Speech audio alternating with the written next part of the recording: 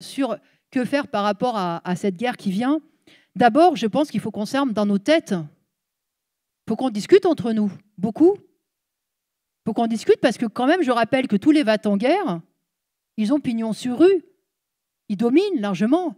On a notre petite picouse là, hein, de patriotisme tous les jours. On a notre petite propagande guerrière tous les jours, où on nous explique que le nouveau Satan, c'est Poutine. On a l'impression que voilà, Poutine, le 22 février 2022, il s'est réveillé en se disant « Ah, et si j'allais envahir l'Europe ?» Ça, c'est la réécriture de l'histoire, mais c'est celle qu'on nous dit tous les jours. C'est qu'on est menacé par Poutine, on est menacé par Xi Jinping, on est menacé par l'Iran. Donc voilà, on est imbibé de tout ça, de toute cette propagande guerrière. Et si on discute autour de nous, eh bien, force est de constater que, bien sûr, ça nous imbibe, ça marche. Ça marche. La première des choses, c'est déjà de bagarrer aujourd'hui. De bagarrer aujourd'hui pour dire non. La guerre, alors, à Gaza, je pense qu'il y a moins à bagarrer parce que je pense qu'on est quand même entouré de pas mal de gens que ça révolte. Et personne, enfin, mis à part des sionistes revendiqués, vont peut-être dire que si, c'est une guerre juste, mais bon, je crois que c'est quand même pas la majorité. En revanche, quand vous discutez de ce qui se passe en Ukraine, là, vous avez beaucoup de gens qui pensent qu'en effet, cette guerre, il faut la mener, qu'il faut aider Zelensky, qu'il faut aider que c'est une façon d'aider les Ukrainiens. C'est des idées qui sont très répandues, toutes ces idées-là. Tu étais d'accord? Il faut commencer par ça. Il faut commencer par expliquer la nature de cette guerre. Cette guerre, elle n'a pas éclaté le 22 février 2022 quand Poutine s'est dit « Oh là là, je vais aller conquérir l'Europe ». Non, c'est un bras de fer depuis fort longtemps qui s'est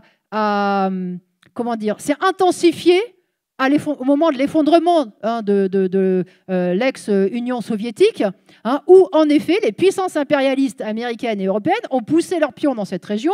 Ils sont allés, bien sûr, donc racheter des entreprises, tout ce que j'ai raconté là, mais ils ont appuyé leur avancée économique et politique avec des bases militaires, y compris des bases secrètes de la CIA à la frontière de la Russie. Il y avait déjà ce bras de fer, y compris, ça avait éclaté par des affrontements armés dans le Donbass depuis 2014.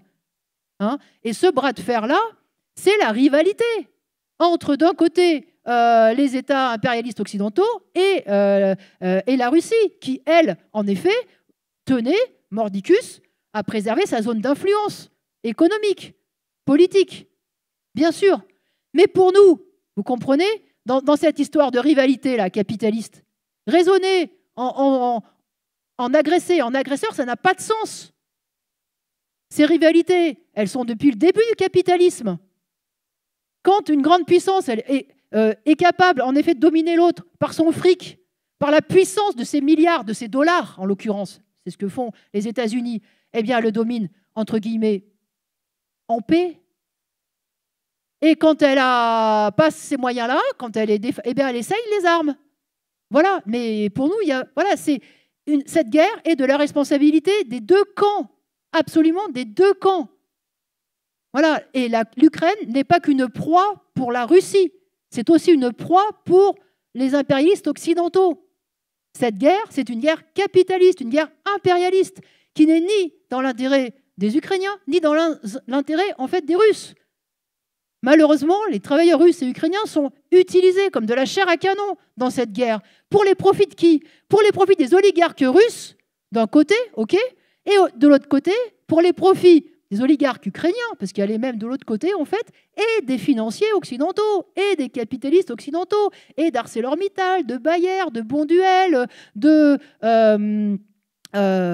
Xavier Niel, c'est Free. Il y a tout un... Là, je pense que Macron était super content parce que la France, elle a décroché un marché de 10 milliards en Ukraine pour la reconstruction des infrastructures de haut débit.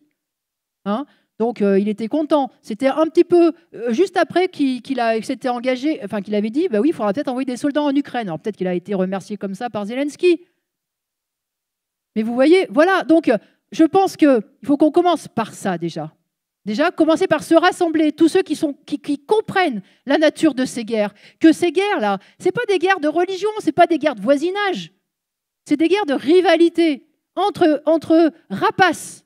Entre rapaces. Et si les travailleurs, dans un camp ou dans l'autre, se laissent embrigader, ils mourront, comme Anatole France l'a dit au lendemain de la Première Guerre mondiale, ils croiront mourir pour leur patrie, ils mourront pour les intérêts, pour les profits des industriels.